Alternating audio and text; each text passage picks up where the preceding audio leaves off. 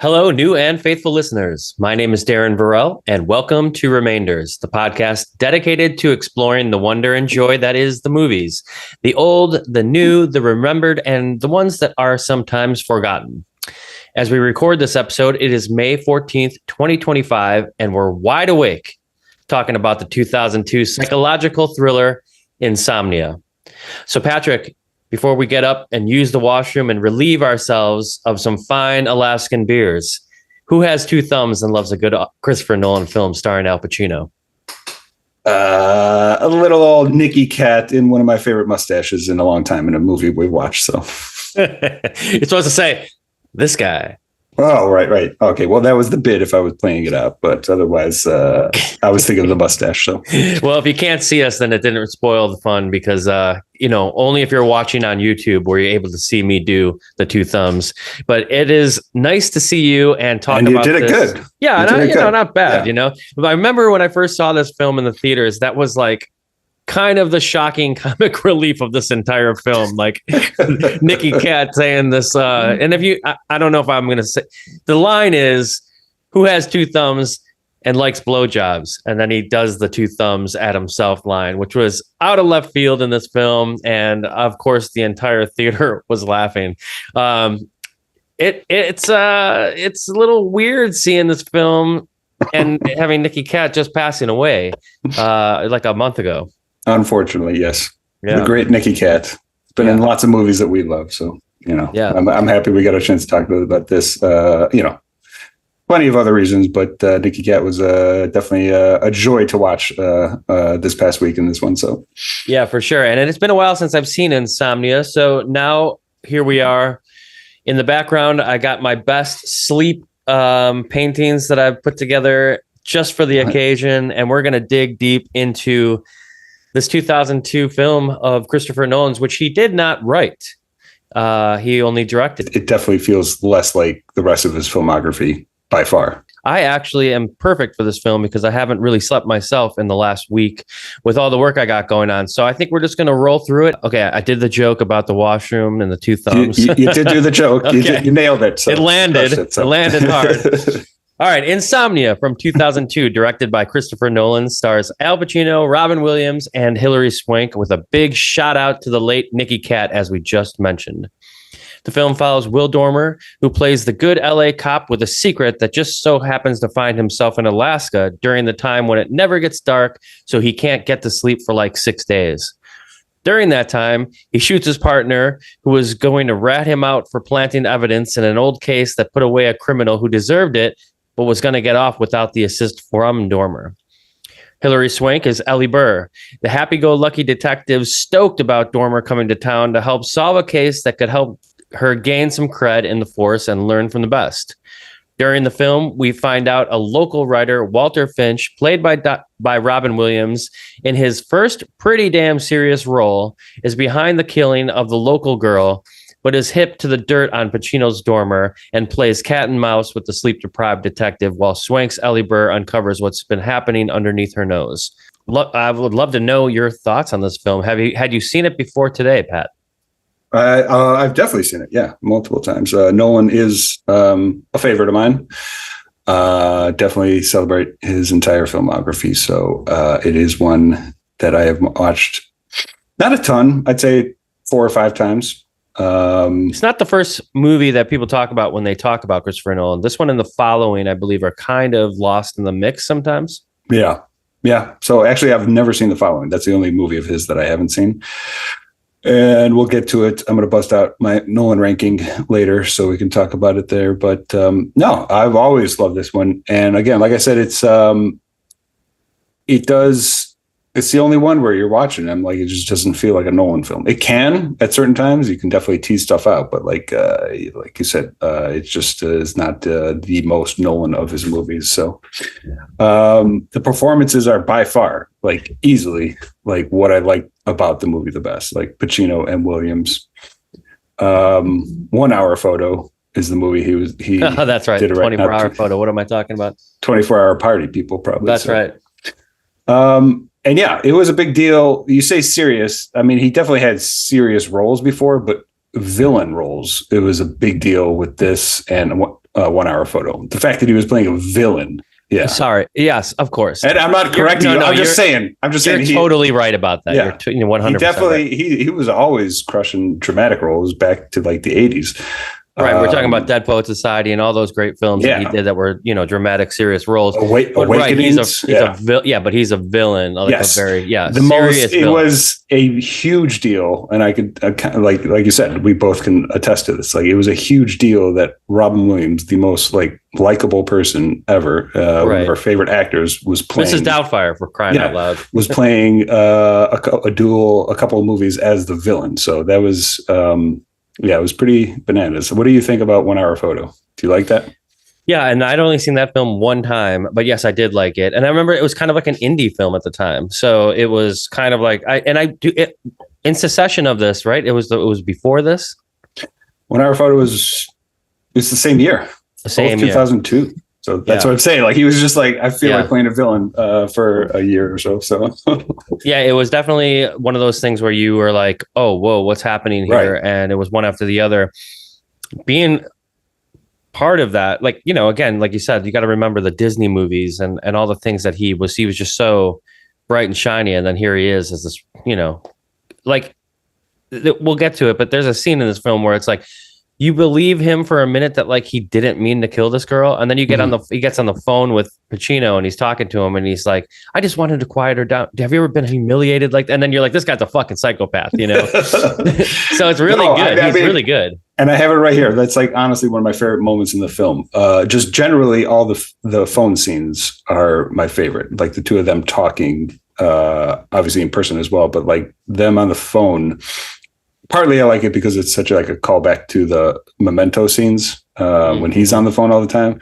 So it's just really well done by Nolan doing that. But that scene particularly is Williams trying to make a connection with Pacino. So yeah, he's telling the story of how he trying to say we're the same, right? Yes, exactly. So it's almost like a Batman Joker type thing where he's trying to describe like how we're actually similar.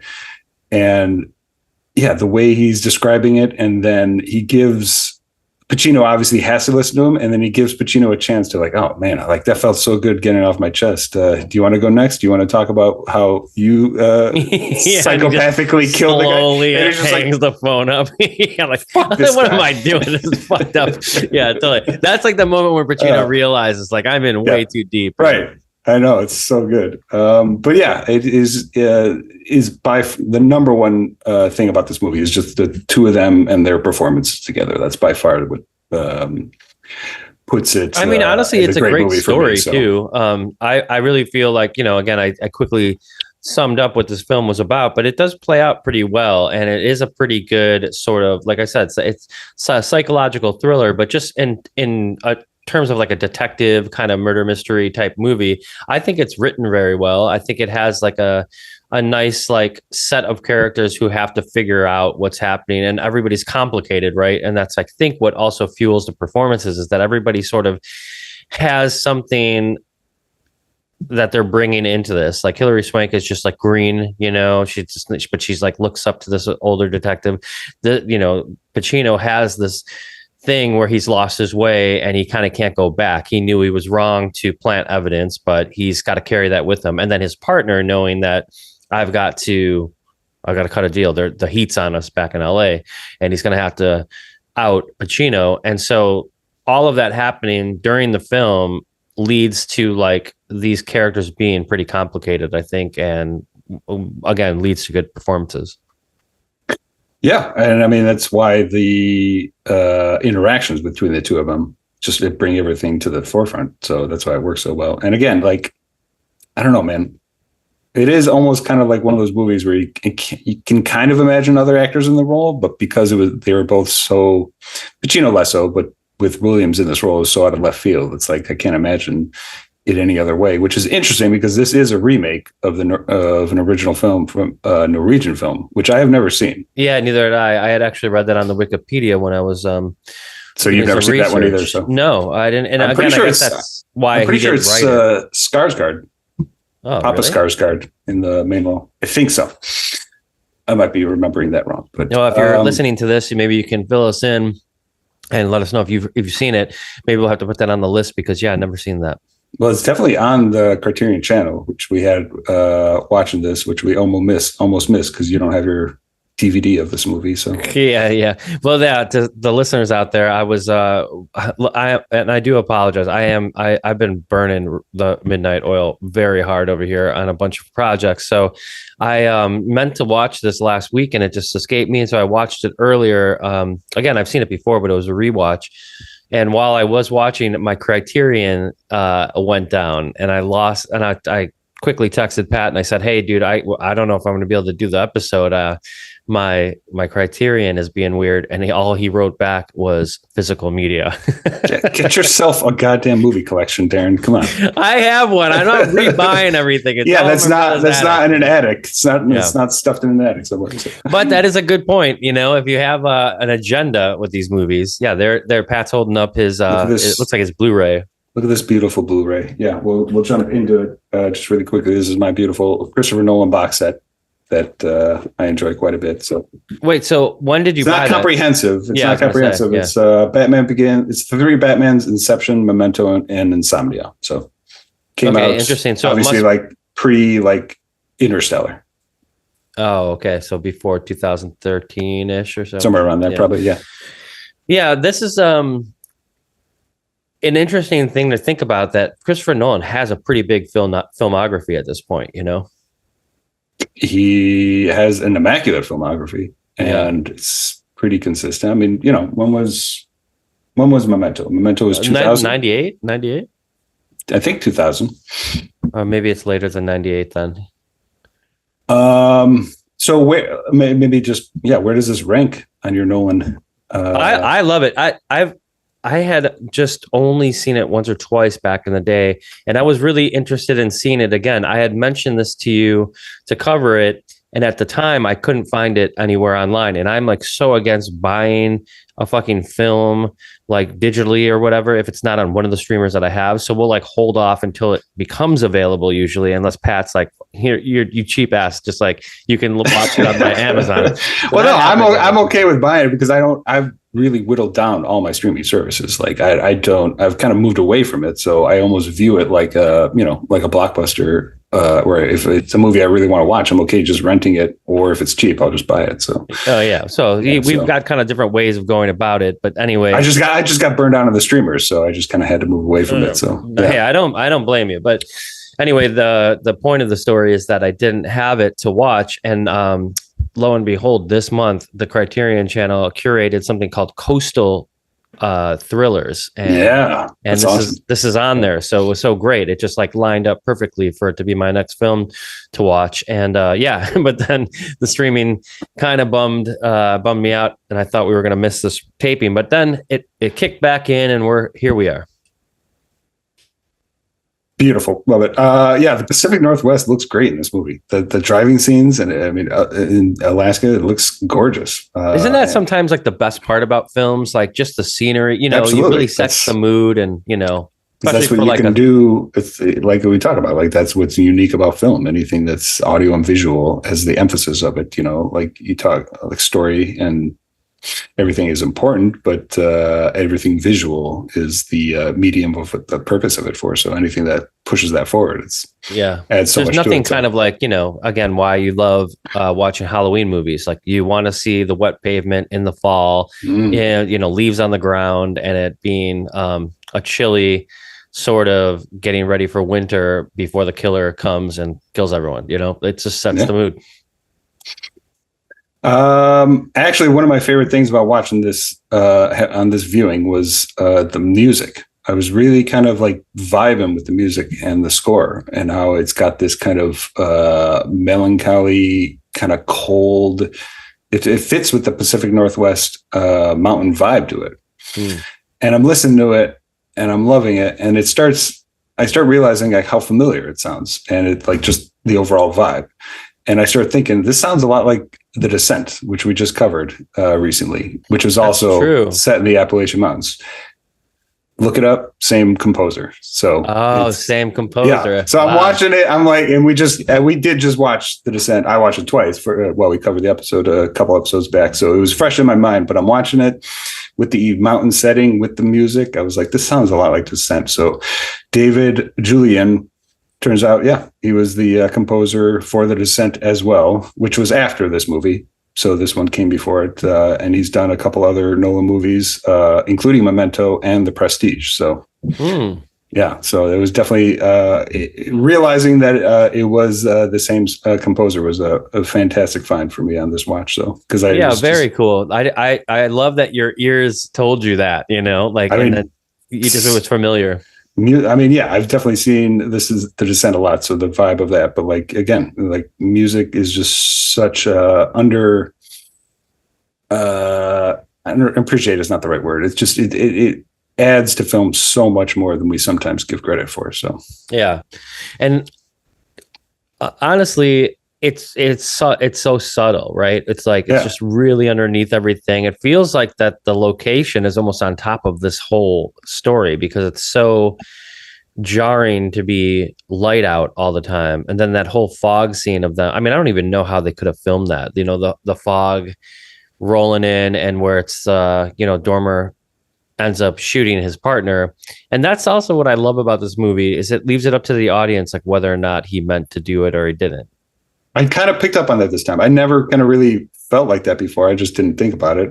That like maybe there was like a side of him that wanted to do it because it doesn't like dig deep into that at all, but you definitely can view it like that and just kind of watch it unfold as though I feel like that's kind of up your alley more, like where they don't tell you hit you over the head with, because he doesn't really give anything of guilt that like he may have thought of doing it. Like he feels guilt for doing it for sure, but he doesn't show anything like in his performance that would be suggesting that he actually did do that. But the movie kind of does have it in a way where it could have been that way and you just don't see it. So, and I think that's like like you said, a tribute to Pacino's performance, because when you first see them asking him about what happened out there, and it's like the cop kind of wants to, like, they know his partner just died, so the cop that's interrogating him is kind of like almost on his side, like, this is what happened, right? And he's not even nodding or doing anything. He's kind of just staring off blankly, which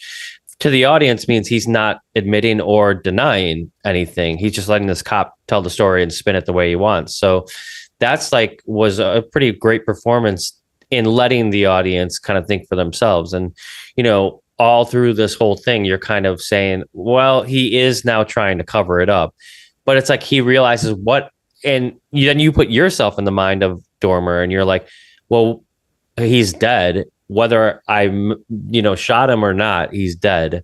Here we are. Like, what do I do? And because he's already flawed, because he's already planted evidence, because he already kind of hates himself for it, he just goes with it and says, I'm going to go down this whole hole, which of course never works out well for anybody who starts to do that. And lo and behold, what we don't know is when he shot his partner, that the bad guy was out there and witnessed it too, Robin Williams, who uses that as leverage to kind of connect the dots on how he can get out of this murder that the detectives are there to solve in the first place. Whoa, complicated stuff. It's a twist. I did get sleepy watching his performance sometimes. Ooh, Pacino? Yeah, and that's not a critique of his performance. He looks so fucking tired. I'm watching his eyes. I'm like, oh my God, maybe I'm tired too. So there's a total brand. Like his eyes near the end of the movie, just the way like he's just gazing. Oh my God. So Pacino already kind of looks like exactly, tired, but at times I was watching this, and this is 2002 Pacino, and I was kind of like, at times I saw a little bit of like Michael Corleone in there. I was like, oh my God, this is fucking Michael. There's something so weird about the change in Al Pacino from Godfather 1 to like Godfather 2.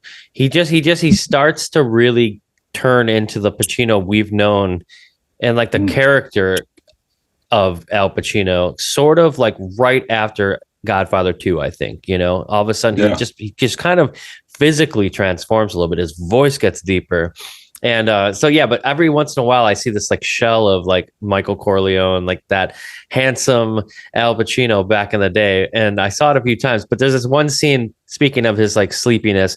And again, he does a good job of that as the movie rolls through, because he gets more and more tired. And then of course with the editing, which is really well done, you start to see him kind of go into madness. But there's that scene where he's talking to Robin Williams on the ferry, and there's this Brando moment where he just like he puts his lips on he's like kind of nodding off, and he's really close to him, and he's kind of like almost like shrugging on him, and then he puts his lips on like the pole like this, and he's kind of like nodding out. I'm like, this fucking guy, in his mind, he's just thinking, I'm gonna play with the scene, I'm gonna play with the scenery,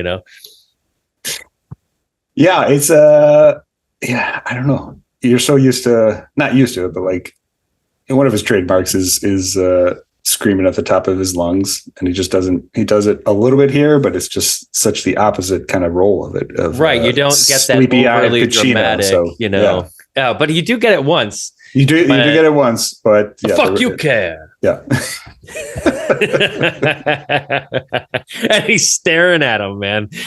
He locks eyes in the most aggressive, beautiful way. I love it. So good. Oh yeah, man. I mean, we should maybe like do a Pacino marathon on this. Well, we kind of almost are. I mean, we just covered Heat, which is another classic detective role of his. But yeah, I mean, Glenn Ross would be my pick next. Ricky Roma has never been played better by any actor on stage or otherwise by any other actor than Al Pacino.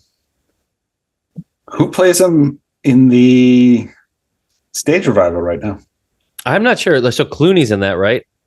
That's why I'm kind of aware of it. Clooney? No. Oh, he's in Good Night and Good Luck. It's currently on Broadway right now. It's with like Kieran and Culkin and Bob Odenkirk and Bill Burr, actually. But I haven't really looked. I would love to fucking see it, but I just haven't looked at like who's playing what roles though. So I mean, the Alec Baldwin scene and Glenn Ross. I feel like we should really cover that. Jack Lemmon's on fire. Kevin Spacey. This is insane. It's definitely one of my favorite Chicago movies. It's just Michael Mann too, right? No, David Mamet. David Mamet. That's right. Yeah. Okay, another playwright guy, though, right? Yeah. James Foley directed it. Oh, right, James Foley, and just passed away. Who just passed away. That was the other reason why I brought it up, because he just passed away. And yeah, if we're going Pacino, that would be where I'm at. So I remember somebody when we were working at Suncoast who worked there. We talked about this film. I remember Ben always going like, "The fuck you care" all the time. But I also remember somebody really loving James Foley. It may have been Ben, because at that time he was kind of like in the 90s. He was really working a lot, I think. That's interesting. I'm just looking at his filmography right now. Reckless, At Close Range, Who's That Girl, After Dark, My Sweet. Who's That Girl is Madonna and Griffin Dunn. At Close Range, Sean Penn, Christopher Walken. I've never seen that, actually. So that's Nicholas Kazan. So I could see Ben being a big fan of this. Yeah, our old friend Ben. A couple of our old friends and employees over there at Suncoast Video in the Lombard Shopping Center. He went on to direct the 1996 Mark Wahlberg classic Fear. Oh, hell yeah! Which most people know from him pumping his chest. So yeah, the great meme of that. Some classic lines from that. And then he ended up shepherding a bunch of the 50 Shades movies. Yeah, which is weird. But then, it's a working director. There's nothing wrong with that. Yeah, exactly. So I'll so that's our James Foley rundown. So. Yeah, and hey, listen, Glenn Ross is one of our all-time favorites. So, sad to hear that news that he passed away.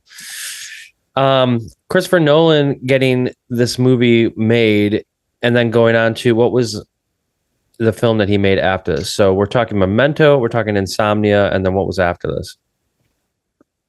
Batman Begins. And then Batman Begins. And I feel really taken off after this film, Well, yeah, Batman Begins is definitely the one where he was like, all right, I got to buy the balls now. So I got this franchise. So, and that's what he did basically with all three movies is like hits it big with Batman Begins. Everybody loves it. So he's able to make like each movie that he wanted to make in addition to it. So it goes Batman Begins, then he makes The Prestige, The Dark Knight hits, and then he makes Inception.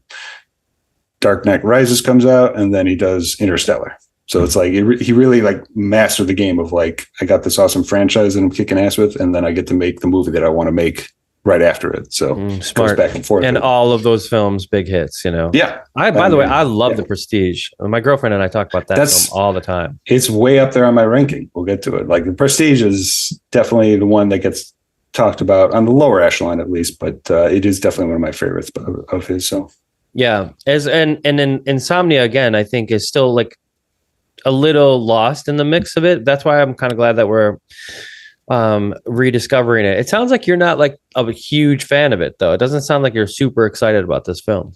I mean, I am. I do like it. It is lower on my ranking, and that's not because of the movie itself. It's because I like his other movies better. But it is also, sometimes with direct thrillers, it's not always my first genre that I watch. I love it, but when it's straight up crime stories or stuff like that, mysteries and thrillers, it's just, I mean, I love them, but they're just genres that I gravitate towards first otherwise. So it'd be interesting to see if there's like a really big like cult following for this in the Nolan like filmography. If there's some people that are just like, this is it for me, this is the one that I love, because again, it's not my absolute favorite. I remember liking it when it came out and it was fine, but there's tons of other Christopher Nolan films that I love better. And that's what I mean. Like, I just don't.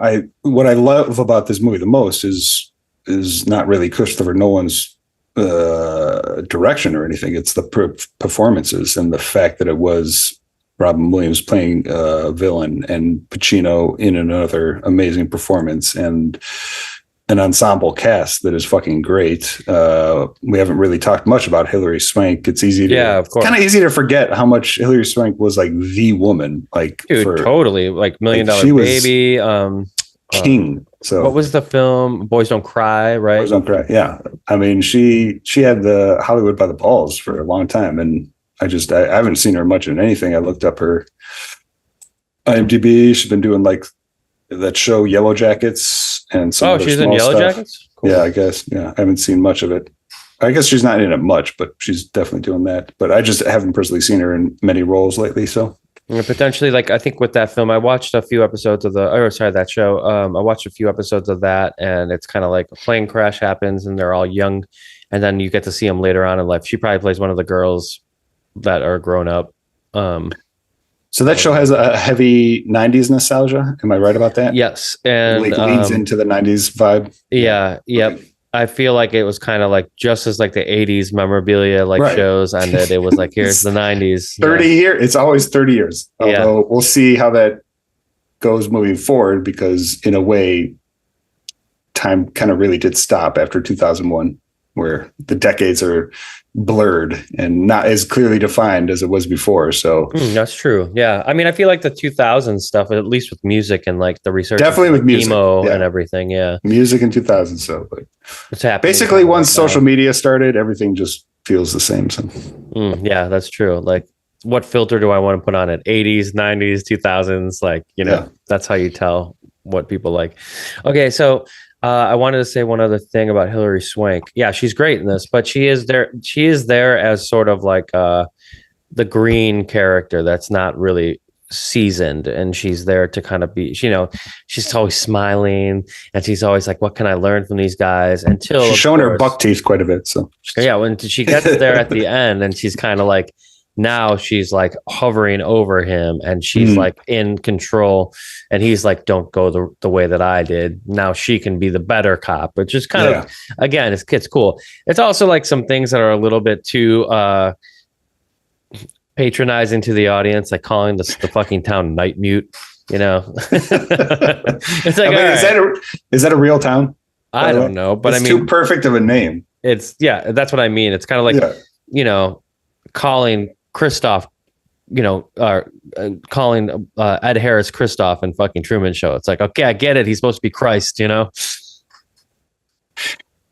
mean, he really is Christ in that movie, though. So, Night Mute is a real city. No, is it Alaska? Okay? It's real. That does seem. Sorry, everybody from Night Mute that's listening to this. Right. Population 293. So don't worry, they're probably not listening. They might be though. If you are. Yeah, because that's the claim to fame. They had Christopher Nolan's Insomnia. I just busted everybody's balls. They probably. I was gonna say, there's got to be somebody Night Mute typing in YouTube and seeing our episode. So if you're from Night Mute, motherfuck Pat in the comments right now on YouTube. I would love to see that. And bust my balls. I love you for listening though. So yeah, don't worry. Yeah, don't stop listening. Okay, but I wanted to say one other thing that's really bothered me about this fucking film for years, and then we can stop talking about it because it's like, okay, I think we've covered it, and I want to hear your ranking system of Christopher Nolan next, if it's and unless you have more to say about the film. But my main thing about this film, my main takeaway when I first saw it, is Al Pacino's fucking fingers. Am I the only one here? Am I the only one who noticed that they look fucking weird? Like almost right before, I did not notice. So. Right before they shot this film, it looks like he had like an anvil fall on his fingers, and like there's bruises underneath his fingers, like, and they show a lot of his hands. That's the thing that's like, I can't understand. Is it on purpose? Is it just, it was a freak accident Pacino had, and it was like, oh, well, we got to shoot this film anyway.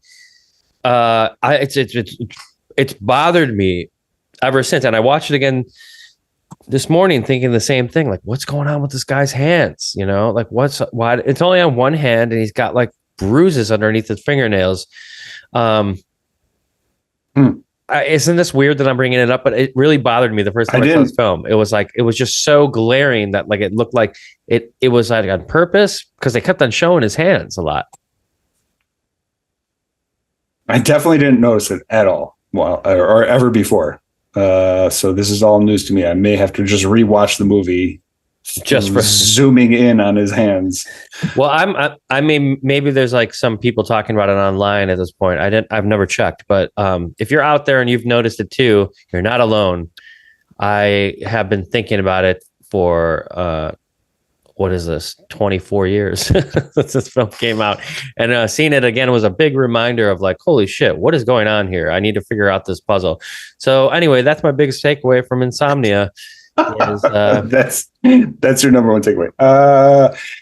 Yeah, that scene, I guess. I mean, you talking about his hands, I think about that scene when he's like faking the evidence. So he takes like the gun into an alley, shoots a dead animal to extract the bullet and the piece.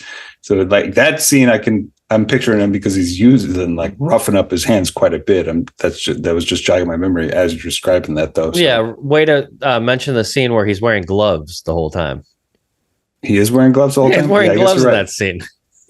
Yeah, but he's using his hands. So yeah, he's wearing gloves, but that also is, I don't know. He's well, it didn't happen in the film to the best of my knowledge. Like it's not a character thing where it's like, oh, something fell on his hands or he roughed it up or anything. Okay, so you're just pointing out poor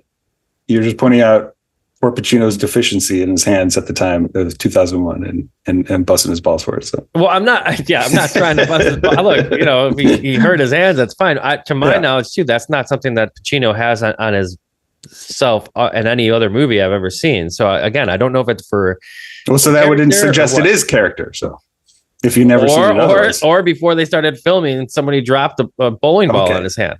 That's all I'm saying. Okay, here's the other thing. I guess you were not looking for something deeper, and I was trying to find something deeper. So well, yeah, I mean, but for me, it's stupid to bring it up, of course, but I'm just wondering if anybody else out there had noticed that and if it's bothered them as much as it's bothered me. Well, this is a stupid podcast, so you should bring it up. It works for me. So yeah. One other thing I don't get about this film. Why you're really defending it? So no, I mean, I like it. it. Like, listen, if you're listening, I'm sure. You know, you feel like us. You're probably lukewarm about it. Again, there's this cult following about it. I mean, it's fine. It's a good movie. You know, we're not like last podcast where we're just like, you know, crying about Mad Max Fury Road. But yeah, this is a fine film. We're talking about it, and it's like a solid 3-star movie. So. Yeah, right. It's like, and it was great to watch it during the afternoon today. You know. Yeah. Damn it! What was I going to say though? Oh shit! Sorry. No, it's okay. One less. One other thing that fucking bothers me. Yeah. The hotel clerk It's kind of there just to kind of be like, okay, this is the place that you got, the lodge you're staying at. We're a small town, and I'm also going to serve you the food.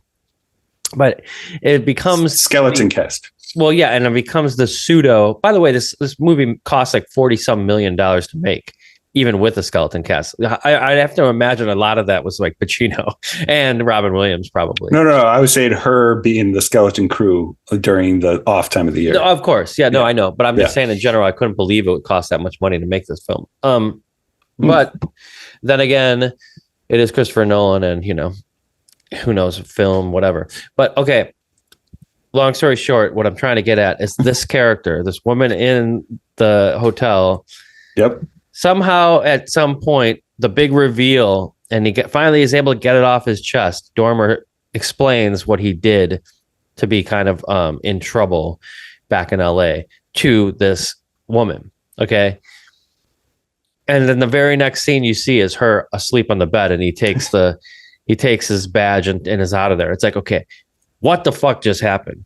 This character is not a big character. Why is she on the bed asleep? Is it to like mock the character that like he can't get to sleep, but it was so easy for this girl to sleep? Did they just have sex?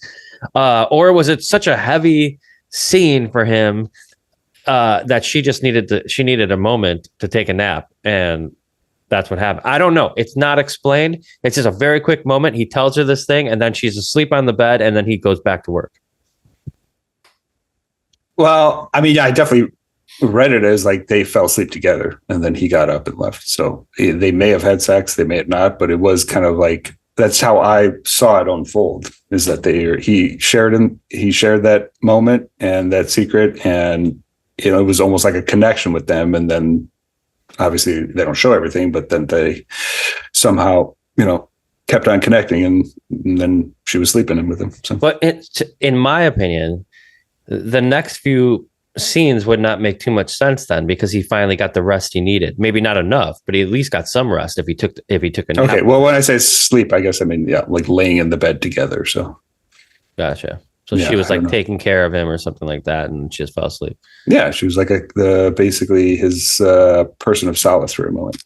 Well, I mean, she is kind of it's just kind of a nothing character. It's a nothing character, but she becomes she's there to spill the beans too, Yeah. So she just kind of exists as a person. Whatever. Didn't get that.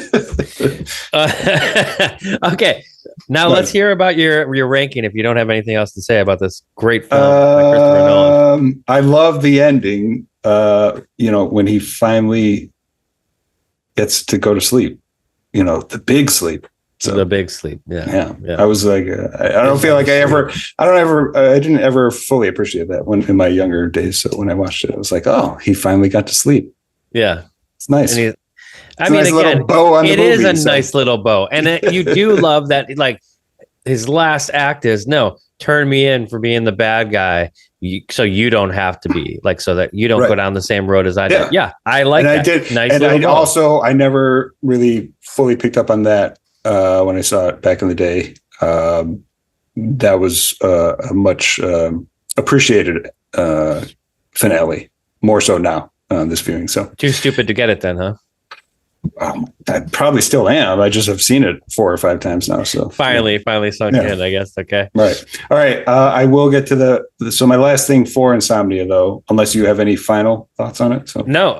Again, thanks for appeasing me with my pick this week and watching it. I like what you said. A solid 3 if we're doing it out of 5. It was great. It was fun to watch. And I meant that out of 4. Which is another topic of discussion. We grew up with the 4-star rankings, and it's like almost gone now. Like nobody. You think now it's 5? It's basic. I mean, everything online is either 5 or 10, which is also kind of like out of 5. Like Letterboxd is 5. I just feel I see most rankings as like out of 5 now. So when I said 3, I meant that was my Ebert. Yeah, I was looking at like mine, middle 3 out of the 4, road. so. Like a good movie, not like great, not. Well, that's what 3 out of 4 would be. So yeah. So these are just apples or oranges, but like when I said that, it's like 3 out of 4. It's good. But I mean, it's a good point too, though. I didn't even really think about it. Yeah, 4 stars. That would be like more of the Leonard Maltin system, maybe back in the day. Yeah, the old school critics. Okay, so this says, I love this. I do like this movie a lot, but I was thinking what would be some snarky critic lines if Insomnia was poorly received when it came out, because it's a name that's just ripe for getting made fun of. Oh, yeah, the sleeper of the summer or whatever. So these are the three that I came up with. Damn, that's like a creative corner here with Patrick. I like it. Well, I was watching. I'm like, if this movie, if it came out and nobody liked it, like the critics would have like, I guess I'm thinking of back in the day of like we have those fun Ebert and Siskel busting the balls of the movies if they didn't like them. So I have a feeling this is going to be my favorite part of this podcast. Go ahead. All right. If the movie was shitty, this is what some of the critics would say. Insomnia, no match for sleepy audiences. All right. Number 2, I got 3 of them. 2, Insomnia, you'll sleep just fine. And the last one, I think this is my favorite one. Nolan's latest sure did cure my insomnia. Hey-oh. All right. Patrick Kale, everybody. Yeah. All right. So that was the shitty tagline bit of the podcast. So I love it. I think you should do that I think this should be a new segment on this. Again, it is largely because of the title. It was like, the movie title. It's just it's ripe for making fun of it if it's bad, which it wasn't. Oh, yeah. Well, you could say, and we could, that's like the creative part about it. What I like, it's like that's the alternative taglines, like what would be Mad Max Fury Road? It'd be like some are easier than others, I guess is the best way to put it. So, Mad Max Sleepy Road, if you didn't like it, it was like, it would never be called that, but that would be it. Yeah. Okay. All right. Yeah. Let's, I'll just run through my Nolan ranking really fast. Again, my ranking for Nolan changes every single time I watch one of his movies. Yeah. So like I almost wanted to move Insomnia up after watching this, but it didn't. But, so you're going from worst to best? I'll go from worst to best. Okay. And again, is worst, number 11. And again, I haven't seen Following, so I'm not including that. The Dark Knight Rises is easily my least favorite. It's still a movie I like. Number 10, Insomnia, where we just talked about. So it is 10 out of 11. Inception. 8 is Dark Knight. 7 is Oppenheimer. 6 is Tenet, which moved way up the last time I watched it. I did not like it the first time, and I realized I actually love that movie. 5 is Interstellar. 4 is Batman Begins. 3 is The Prestige. 2 is Dunkirk. And 1 is Memento. I don't think anything will ever beat Memento for me. So, and I do know my ranking. I mean, everybody has their own ranking. Most people have Dark Knight way farther up than I do. I mean, that's like, but again, that's Batman. So, it's also something that people already love. Yeah. Just as in the Batman trilogy, I like Batman Begins way more than The Dark Knight. So that's why it's way above it. Interstellar, that's another slow burn where it was kind of in the lower in my ranking and then it moved up and now it's kind of settled in the middle. Like I mentioned, I think Prestige is hugely underrated. I fucking love that. And Dunkirk, I think, is like the perfect Nolan film. Like what that movie does with time and how that story unfolds. I really do think that's a movie I'll be watching like for the next 20 years, just gaining more and more appreciation for it being like the most Nolan of his movies. Yeah, I have not seen it, but I know we've talked about this before. It's fucking fantastic. It is. It's the least flashy, so that's why it's not nearly as talked about as some of his other ones. I mean, it feels like Inception, Interstellar, Oppenheimer was obviously huge, and then obviously the Batman trilogy. I mean, that gets the lion's share of attention for his filmography, even though that's like half of it, so it makes sense. But Dunkirk, what Dunkirk does, like with time, where it basically unfolds with 3 stories. One is an hour long, one is a day long, and one is a week long. And it unfolds simultaneously. And it took me like literally like 2 times to watch to even understand what he was trying to do. And then slowly, as I've rewatched it a few more times, like it is just such a mind blowing fucking movie. I love it. That's a great list. I think everybody that hears it will disagree with you and then at times agree with you, Yeah, like it's changing. I mean, it changes for everyone. I mean, but that's what's great about it. That's another, I mean, and the following not being in there, I think you'll like that a lot. But again, it's so early. It's got Nolan, but it is also almost more of an homage to like some filmmakers that he loves because it's so early on. Yeah. And I mean, I like Dark Knight Rises a lot. He's just got one of those filmographies. It's like something has to be at the bottom, so like you rank Tarantino, it's like something has to be at the bottom regardless. It's still a movie I fucking love. So I didn't even put together a ranking list, but I have to say that one that people love that I'm not super into, and the reason being is because I think it just goes on too long. I think I could have cut before the scene where Matthew McConaughey talks to his daughter. I think if that movie ended before that scene, it would be probably close to number one, Interstellar. But also Matt Damon coming out of nowhere in that film didn't need to happen. I will say the docking scene, the music, and that whole docking scene when Damon's trying to get out and they're trying to stop him, and then he has to, it's spinning, and so they have to dock while it's moving. I will confidently say that's honestly one of my favorite scenes in his entire filmography. Like that's just like such a fucking awesome scene. Everything about it. Is that the scene with the wave? No, later, right? That's when Damon is trying to steal the spaceship. He fucks it up. Right. It explodes, yes, and then the thing is spinning, and so they have to like do their own jettison to dock with the station. Like everything about it is fucking perfect. That's one of my favorite Nolan scenes in any movie. So yeah, I mean, really great for so many reasons, but I just thought the story, maybe I should see it again. I've seen it one time. So I know they just celebrated, I believe, the 10-year anniversary last year. Yeah, I saw it in IMAX just earlier this year. Yeah, it's fucking awesome, man. Again, great film and like stupid smart. He's a great filmmaker, and for the best of my knowledge, at this point, like gets to do whatever he wants when he makes a film. Final cut, all that stuff, He's making the Odyssey right now, so yeah, with Matt Damon. Damon in it, nice. I haven't looked at too many details. He's the lead, I think. Is he really? Oh, it's fantastic. Is the lead character Odysseus? Yeah, is that right? The Odyssey. No, okay. I don't think so. I don't know too much about that, but yeah, I've tried to read it and it's too convoluted for me. So my dummy self. So it's an antiquated language. But I mean, we know our like interpretations. Like we're Oh Brother, We're Out There. That's an adaptation of the Odyssey. Oh, right. That's right. Yeah. Well, it'll be great, I'm sure, and we'll be seeing it in the theater. So this has been really fun to walk into a movie of Christopher Nolan's that hasn't been talked about or seen by us in a while. I think we recommend it, and there's other ones we would recommend above it, but it's a great film, and Al Pacino. Yeah, maybe if you're watching this and you're expecting Al Pacino to be the Al Pacino that you love with the hoo-ahs and all that stuff, you're not going to get that. But it's still a great performance by Al Pacino and Robin Williams and Hilary Swank. You're supposed to help us, not fuck us. I'm going to go to the washroom and relieve myself with some of your fine Alaskan beer. Why don't you give me a piece of gum? I'll show you how to chew it. Oh, the gum. Love it. Too good. Oh, how much you've just ingested. Whole place thinks of your farts for days. God, Glenn Ross, man. Ricky Roma.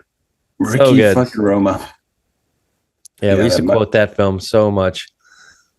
That was an absolute banger. So love it. Yeah. I guess moving out of the talk here and our classic, what have you been up to lately?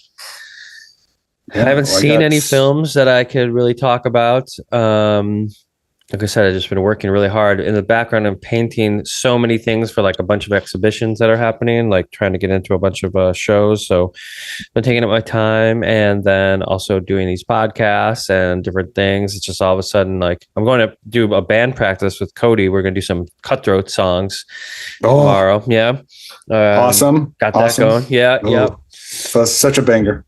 Yeah. I mean, it's been a while and every once in a while we'll do some stuff. So Cody is just I love him, but he lives in LA, and it's funny, we're so close, but we just rarely see each other because we're both just so busy. So we're gonna do that tomorrow, and that'll be fun. And yeah, other than that, like I've been since last time, I'm still consuming the same things. I've been enjoying The Rehearsal. I have not seen the latest episode of The Rehearsal, but it's really fucking great. Nathan Fielder is so smart. And other shows we've been watching, The Studio is terrific. I think I talked about that last time. Your Friends and Neighbors have really fallen off for us. We love John Hamm, but man, there is just like no chemistry between him and Amanda Peet, and they just had like a connection scene in the last episode, and yeah, it's like, I don't know, wasn't great. We weren't loving it. What else? Loving the new Smoking Popes record. First one in a while where I've been like really like, damn, yeah, like, you know, a good solid record. It's not like they're never good, but it's sort of like they're kind of doing a parody of themselves because they're just, you know, they're great. But it's kind of like you kind of get maybe spoiled over time. And so this is the first record where I listened to it and I was like, I'm really going to give this a chance. And I didn't need to. It was fucking great. So it's called Lovely Stuff. I'm enjoying that record. Fuck yeah. Yeah, I don't know. What about you? What's going on with you? I got a follow-up to our awesome discussion, Fury Road, last episode, which was a great time. If you like that movie at all, highly recommend that episode. Yeah. One thing we went through George Miller's filmography, and I did miss like a major one that I didn't that I love ever since I was a kid, and he directed the Nightmare at 20,000 Feet segment in the Twilight Zone movie, the remake, starring John Lithgow in that section. We've talked about it before.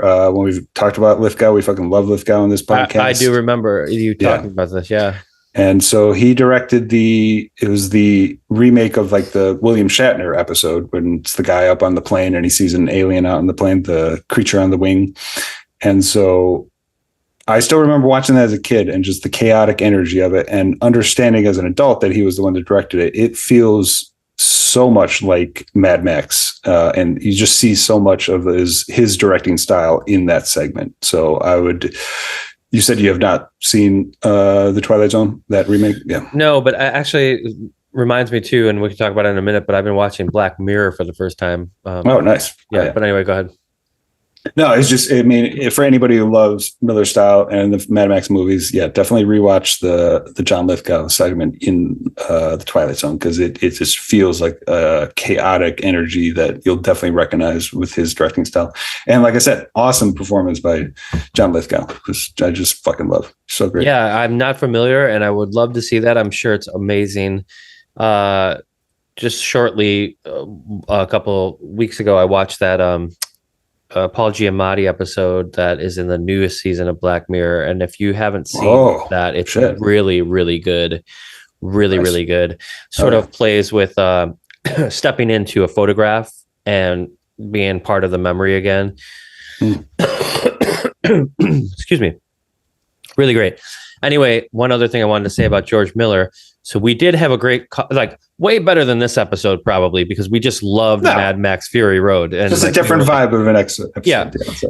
I mean, yeah, I'm not talking shit about this episode. I'm just saying we both loved Fury Road, and Pat is like, he just was really smart about that film because it's one of his favorites. So great episode. But I had must have been something with the universe, but I went to the Rose Bowl over the weekend, and they have every second Sunday of the year, they do a gigantic flea market. We got there kind of late, and it was really hot in LA that weekend. And we were like sweating, and we could barely make it. And literally on our way out, we stopped at this place because there had some hats that my girlfriend was like interested in checking out, and tucked away in the little corner against a fence, the only movie poster that this guy had, Babe, Pig in the City.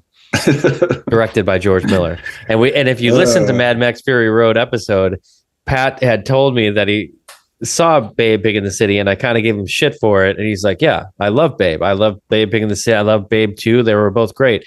And then I was like, oh, of course you've seen Babe Big in the City, which I haven't. So what grounds do I have to say whether it's good or not?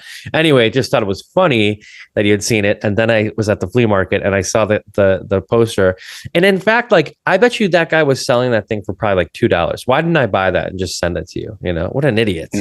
Or just hang it up in your place, and just so you're reminded of a great director's range and what he's be able to offer as a director. So I'm still very, very much like convinced that George Miller made that just so that he could make money for Mad Max Fury Road. But yeah.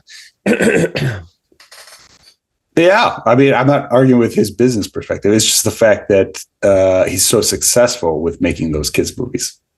That's all I'm saying. That's a testament to a great director who's able to bounce from genre to genre and utilize the visual language of movies in any genre. Wear many hats and wear them all well. So fucking great. Love it. So, but yes, next time you see a Babe Pig in the City or any George Miller poster, you could just send it my way. That's cool. I'd appreciate it. So, all right, we moving into songs, or you talk about what's going on in your life? What's happening over there? No, so we got one more physical media. The alligator from the movie Alligator just passed away at 80 years old. Wow, really? And it was the alligator who was in Happy Gilmore. Oh my God. Yeah. So that alligator, rest in peace. Yeah, that fucking alligator, legend. And I had just picked this up a couple weeks ago. This is my new Alligator box set with Alligator 1 and 2. So the original is one of my favorite 80s horror movies of all time. It's always been one of my favorites. Robert Forster's fantastic in it. And so I'm happy I got this. But learning that alligator I learned that he was still alive, for one, and that he just passed away. And that he was the same alligator in Happy Gilmore. I had no idea. So wow. Now obviously in the movie Alligator, it's not every scene with the alligator. There's a lot of creature props showing how big. It's just the live action ones that's the same. You know the alligator's name? I didn't get the name. I didn't see the name this time. Well, either way, that's an interesting tidbit that I would have never known. Lo and behold, that it is still alive. So rest in peace for sure. And Alligator, we definitely will be covering on the podcast sometime soon. Yeah. So I'm excited for Mission Impossible coming out next week. It's turning into, it really is one of my favorite action franchises. Fantastic. There's 218 days until Avatar 3. Just FYI, I know you're counting down on your calendar, so. Yeah. Oh yeah. I always look up and see your disappointment. I give you that info. Don't give a shit. You're like, I just don't care. Don't need this information in my life, but I do, and the audience does. So that's why. Okay, I am. Listen, I have not seen the latest Avatar film. I saw the first one time in the theater. I yawned the whole time, but you can't. You had Pacino eyes while watching Avatar. Yeah, totally. They were all sunken in the back of my head, and I couldn't sleep. But I was, I was a little sinking into madness at that time. I mean, Avatar's a trippy movie, so it's right up there with it. I've said it on this podcast before. I need to watch it again. So, at the same time, I just I find it funny how much you fucking love them, and also the world. By the way, the world. Well, it's James Cameron watching his world building unfold over many years. That's kind of what has made me most excited, because he's always been one of my favorite directors, and then watching him as an artist, 100% be like, dedicate the rest of his life to this world building. That's what, in essence, is what I like the most about those movies and watching it unfold. So yeah, definitely. Because he has, it's 2033. It's like when the last one's scheduled to come out, and that probably won't even make it out. He just really is dedicating the latter part of his life to this world. So, and as you know, James Cameron doesn't half-ass anything. So right. Even if it's just, him as an artist watching that unfold, I'm all for it. So I get all the people who are bored by Avatar. I'm not arguing against it though. So it's cool. Cool. And you're one of them. So. No, it's all good. Andor, I'm excited to finish that second season. People are absolutely loving it. The first season is one of my favorite Star Wars things of all time. So people have been already saying that the best Star Wars trilogy is Andor season 1, Andor season 2, and Rogue One. So watching how those connect, because it just goes right into it. So yeah, I'm very excited for Rogue One, of course. And I'm telling you, Andor, it's a fucking masterpiece. The first season, at least. Like I said, I haven't finished the second season, so we'll see how it unfolds. And yeah, that's all the movie stuff in my life right now. Oh, one thing I did check. So I listened to some of the Mad Max episode, and then I noticed that our body double episode was just like getting lots of views. So I just clicked on it. Holy shit, my beard was fucking insane back then.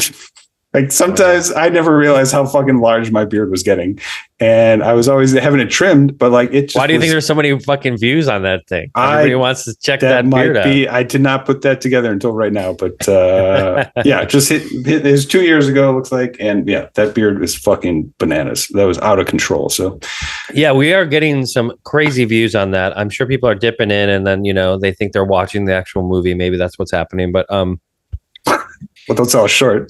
Well, they want to hear your insights. So I mean, it's really popped off. It's about to take over our other biggest streamed episode, which is Drag Me to Hell. It's nice. Quickly going to be. It's the every day horror. We've had 1,500 views overnight.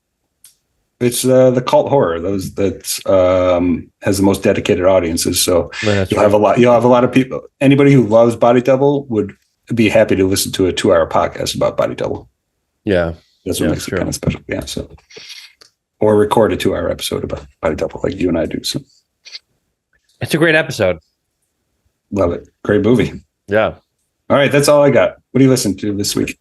So Loudon Wainwright III. Do you know anything about him? The Swimming Song. That's it. That's my pick.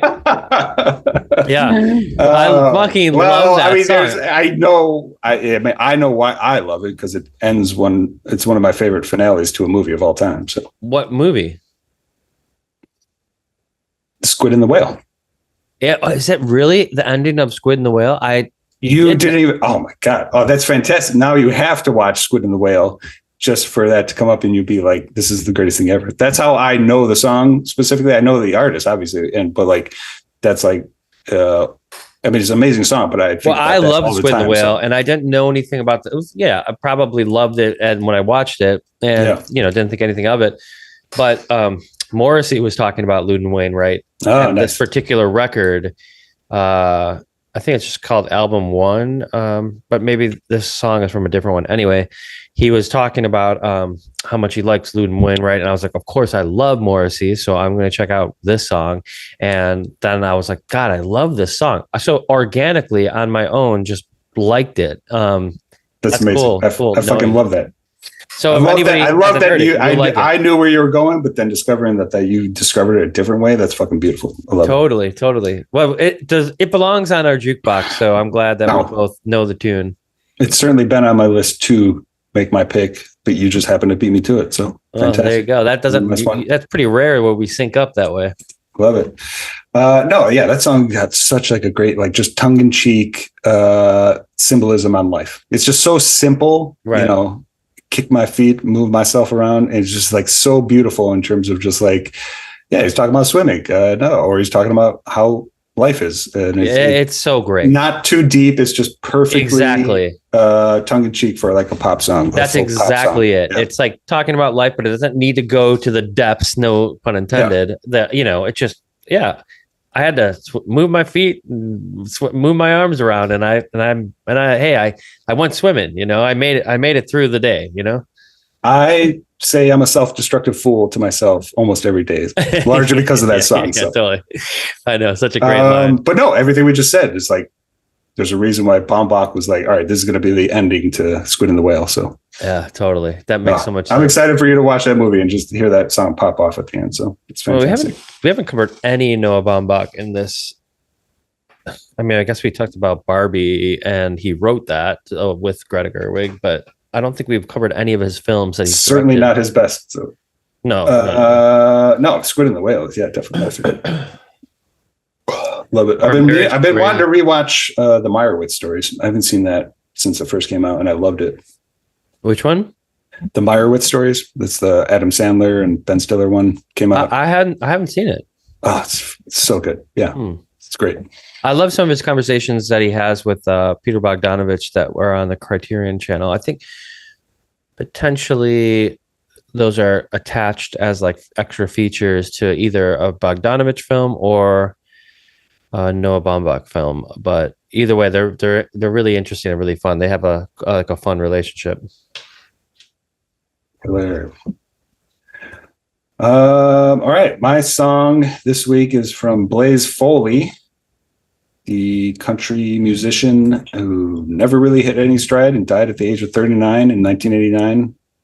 Amazing output, but never really recorded anything professionally. So his output was small, but his song "If I Could Only Fly" is honestly like one of like the best country songs of all time. So it's funny. It syncs up with the swimming song, just in terms of it being like kind of a tongue-in-cheek, bare bones country song. It's definitely not poppy like the swimming song, but kind of in the same direction of being tongue-in-cheek with life. Cool. Not aware of the artist or the song. Blaze Foley. So I actually have only seen bits and pieces of it, but Ethan Hawke directed a biopic about the artist. It's called Blaze. He is kind of one of those musicians where he's like never really got a lot of notoriety, popularity, but there's so many musicians that loved him, like Townes Van Sant and Lucinda Williams wrote songs basically about him. Willie Nelson and Merle Haggard both covered this song that I recommending today, "If I Could Only Fly." So they've actually had their own versions of it. Haggard would go on to re-record the song for his 2000 album. So he's just had a lot of appreciation in the country scene, but he's just not somebody that ever made it into the mainstream and died at a young age in 1989. So, and like cool. I said, his output was like, I mean, not cool that he died, but cool history. Yeah. Oh no, I didn't take it that way. Yeah. Yeah. It's just, it seems like he just, I don't know, like a lot of his recordings were either just poorly done or just lost. There's just very few like professionally recorded versions of his songs. So that's kind of like why it was like almost like a what if kind of life for a musician. Kind of like a little bit of like Jeff Buckley. Yeah, I can see that a little bit. But the song itself, "If I Could Only Fly," it's just like, it is like the perfect type of country song where it's just bare bones, tragic, but beautiful at the same time. So. All right. Well, I have to check it out on our jukebox playlist, which is quickly becoming the most listened to on my walks, because it's pretty vast at this point, but also very eclectic. It's a true jukebox. Keeps me on my toes out there walking around, enjoying life. Love it. Well, all right. Hey, that's our episode on Insomnia. Came in there pretty hot with the intro. So are you regretting it? No, I mean, as we're talking about it, though, I do think I settled into the fact that like this movie was just good. Like it's like again, like not everything that we cover is going to be incredible. I don't think we've really hated anything. Movies that we cover usually we both kind of dig, but it is. Well, there's one movie where I was like that you recommended. It's the only movie I was like, eh. Which one? And I just brought it up because I saw Robert John Burke. So No Such Thing. So. Oh, you didn't like No Such Thing? It's all right. Like it's not that great. It's okay. It's just an obscure little weird movie that's not. Yeah, that was not anything special. I just remember buying it for some reason at Suncoast and getting that DVD and thinking like, wow, like what is this film? And then thinking that, Robert John Burke. It's a nice, weird little movie. As this like monster who just like was such an asshole. That was all to say that I agree with you. There's, I would let you know if you're picking dog shit movies, but That's the only one where it was like, it was okay. Everything else, I mean, sometimes the picks too will just be ones that like stuck with me for some reason like that. Like I'd love to cover the Stoned Age. That's another DVD that I had that was like out of print. And I remember trying to buy the Stoned Age through like our little computer at Suncoast. And it would always be, it's available and that's out of stock. It's not available. But I would try to order at least once a week. Finally, one day it arrived and I got a copy of the Stoned Age and I fucking loved it. Because when I was a kid, I used to see it on like, I don't know, whatever. So I'd sleep over at someone's house and it would be HBO or something that I didn't have at home. And I would be able to see that film. And I love that film. And I still love it. And it's so quotable and it's so great. And have you ever seen the Stoned Age? I have not. Okay. I'm familiar with the cover. I've seen it exist for like a long time, but I've never watched it. The Stoned Age is my next pick for sure, but I don't know where we can find it. It's always seemingly obscure, even back then, and then maybe now too. Like I haven't just really heard many people talking about it. So I think we'll have that come up pretty soon. Okay, you're reminding me of how good that movie is. But no, we don't have to love every single movie that we're doing. We're digging deep into the movie. That's the purpose of it. Just like you as the audience doesn't have to love every episode that we do, but you will love the Mad Max Fury Road episode. It is really a good one. So, I mean, this one's good too. That's it. They're all good. They're all good.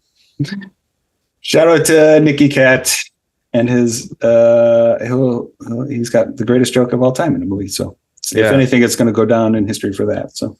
I mean, I do kind of wonder if that was ad-libbed and like Christopher Nolan and everybody on set was just laughing so hard at the time. They're like, well, we have to put that in the film, I mean, it's not the exact joke at all, but like, I mean, there is some sort of, I've always kind of felt like the connection of his joke in Days Confused, which is a riff on the They Live joke. It's like, I'm here to and I'm all out of drink beer and kick ass, and I'm all out of beer. And so he says that in Days of Confused. It's not the same joke at all, but there is something about those. I mean, there's a synergy between those jokes and having that's what I'm thinking. Maybe that he together, came up with all of that. Maybe it's all like just Nicky Katt. I mean, it just makes sense for him to have that little moment. I guess is all I'm saying. Yeah, so, he's also just so good. Fantastic way to open the episode.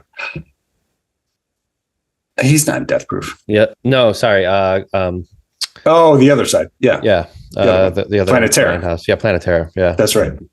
I gotta get some sleep.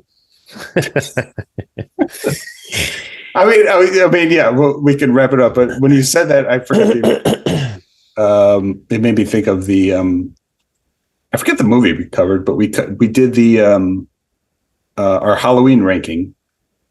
We did like 2 episodes back to back, a Halloween ranking. It was in the morning. We covered a movie, but it was after I stayed up all night watching the Music Box of Horrors.